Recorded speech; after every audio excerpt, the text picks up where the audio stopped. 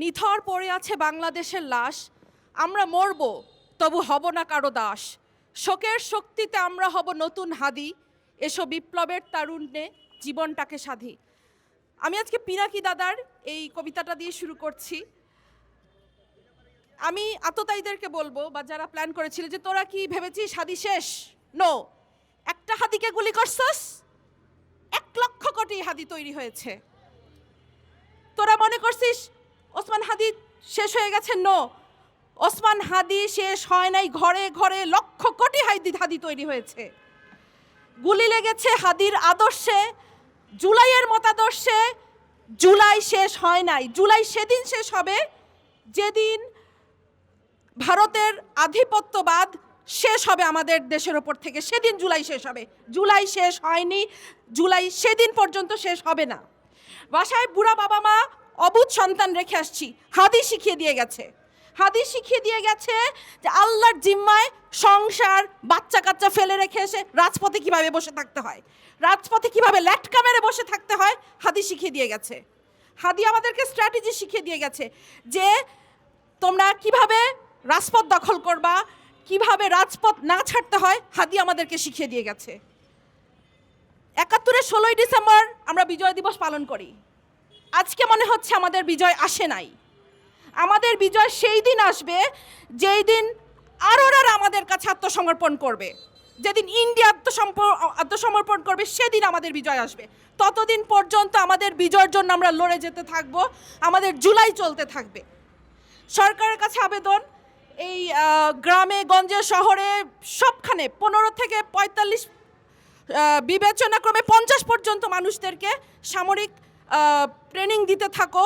কারণ যেই ১০০ আততায়ী ঢুকেছে বর্ডার দিয়ে, এই ১০০ আততায়ীকে আমাদেরকে মোকাবেলা করতে হবে। সেই আততায়ীদেরকে মোকাবেলা করার জন্য যে শকুন থাবা উঁচিয়ে রেখেছে চারিদিক থেকে ইন্ডিয়া, সেই ইন্ডিয়াকে আমাদেরকে মোকাবেলা করার জন্য আমাদেরকে ঘরে ঘরে মা বোন ছেলে মেয়ে নির্বিশেষে ট্রেনিং দিতে হবে, কারণ আমাদেরকে এদেরকে মোকাবেলা করতে হবে।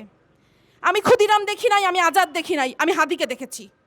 হাদি ছিল একটি বিপ্লব, বিপ্লবী নেতা কাকে বলে আমরা হাদিকে দেখে শিখেছি।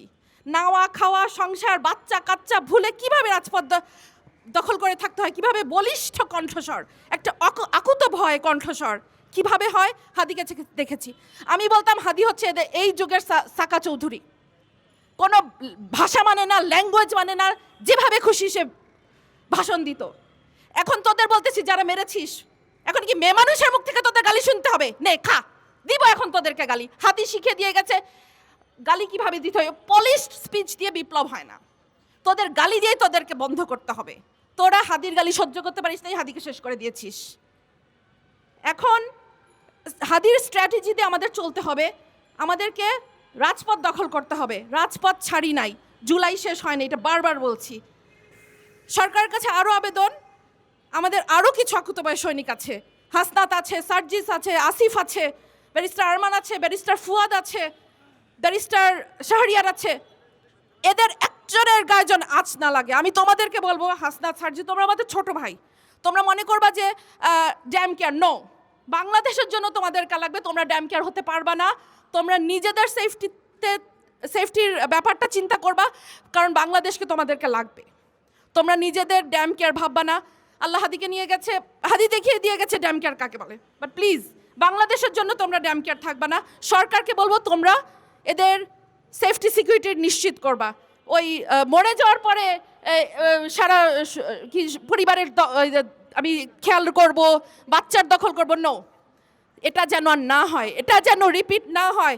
সাদিক কায়েমের কথা বিশেষ করে বলবো, কারণ শিবির তো তোমাদের চোখের শুল, বাট সাদিক খান যেটা করে যাচ্ছে তোমরা বাকি অনেকেই সেটা করতে পারছো না। আমি সেটাই বলবো যে এই বিপ্লবীদের গায়ে যেন আর আঁচ না লাগে। যত শত আততায়ী ঢুকেছে এদেরকে এখনই বের করে শেষ করো।